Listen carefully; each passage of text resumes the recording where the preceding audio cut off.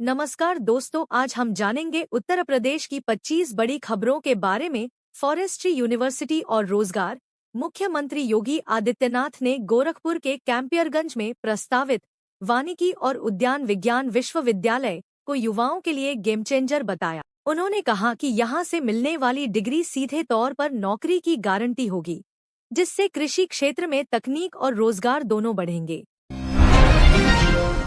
कांग्रेस का हल्ला बोल। उत्तर प्रदेश कांग्रेस अध्यक्ष अजय राय ने भाजपा सरकार पर किसान विरोधी होने का आरोप लगाया। उन्होंने ऐलान किया कि 17 फरवरी को पूरी यूपी कांग्रेस विधानसभा का घेराव करेगी ताकि किसानों की जमीनों को बचाने और उनके हक के लिए आवाज उठाई जा सके। मेरठ को रैपिड रेल की सौगात। पश्चिमी यूपी के लिए बड़ी खबर है। 22 फरवरी को प्रधानमंत्री नरेंद्र मोदी और सीएम योगी नमो भारत ट्रेन के मेरठ साउथ सेक्शन का उद्घाटन करेंगे। इससे मेरठ से दिल्ली का सफर और भी सुगम और तेज हो जाएगा।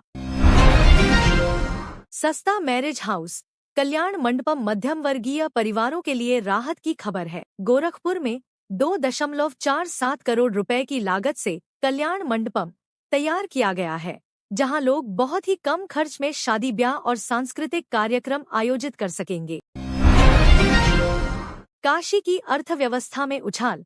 महाशिवरात्रि के पावन पर्व पर वाराणसी का बाजार पूरी तरह शिवमय है। व्यापारियों का अनुमान है कि इस बार पीतल के बर्तनों, रुद्राक्ष और धार्मिक सामग्रियों का कारोबार 400 करोड़ रुपए के पार पहुंच जाएगा।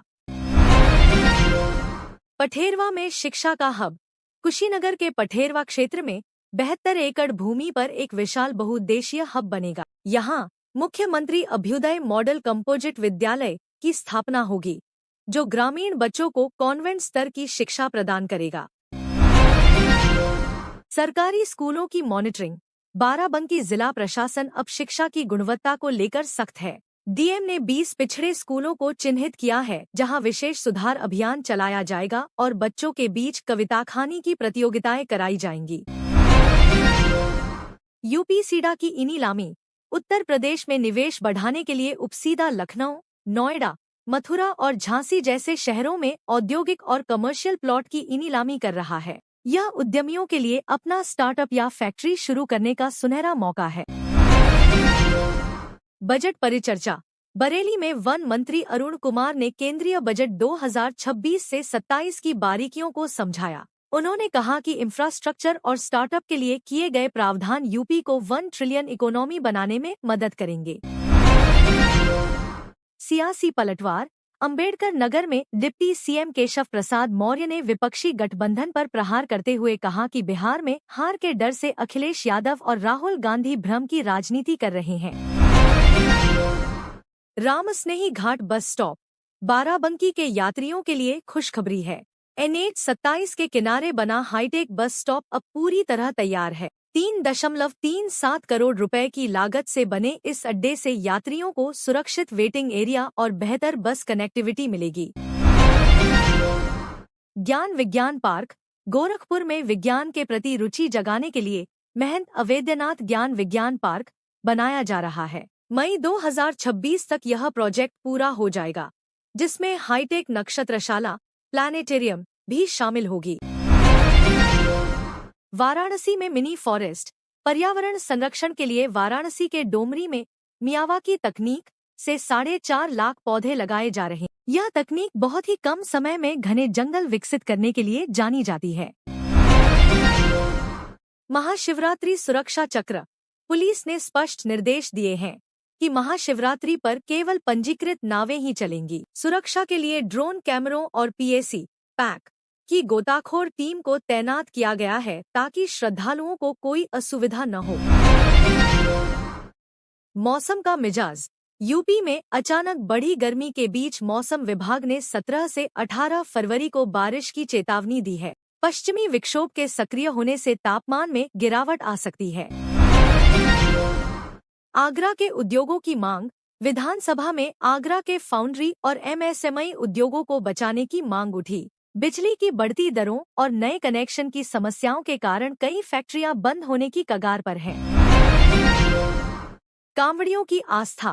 कासगंज के सोरोजी में लहरा गंगा घाट पर आस्था का समंदर उमड़ पड़ा है। लाखों भक्त गंगाजल लेकर पैदल यात्रा कर रहे हैं, जिससे पूरे क्षेत्र में भक्तिमय माहौल है।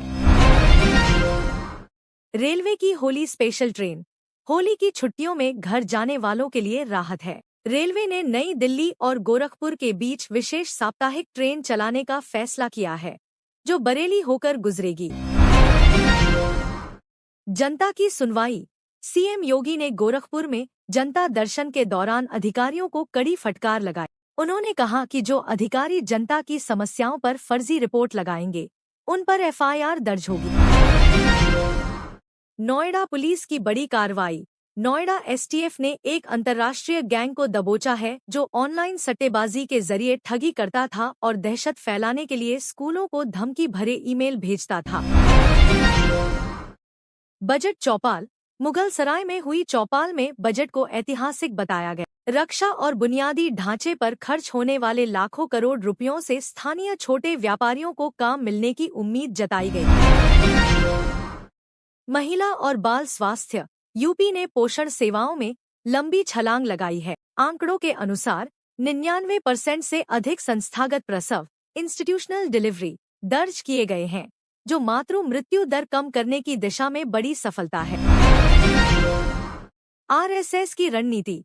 संघ प्रमुख मोहन भागवत गोरखपुर में संघ के शताब्दी वर्ष की तैयारियों का जायजा ले रहे हैं। वे आगामी समय में संगठन के विस्तार और सामाजिक कार्यों पर चर्चा करेंगे। नशीली दवाओं पर नकेल। कानपुर में पुलिस ने 25,000 रुपए के इनामी बदमाश को पकड़ा है, जो प्रतिबंधित कफ सिरप की तस्करी कर युवाओं को नशे की गर्त में धकेल रहा था। आधार कार्ड के नए नियम। अब आधार कार्ड में जन्मतिथि अपडेट कराना बहुत मुश्किल होगा। यूआईडीएआई ने फर्जी जन्म प्रमाण पत्र के जरिए उम्र घटाने या बढ़ाने के खेल को रोकने के लिए वेरिफिकेशन प्रक्रिया को कड़ा कर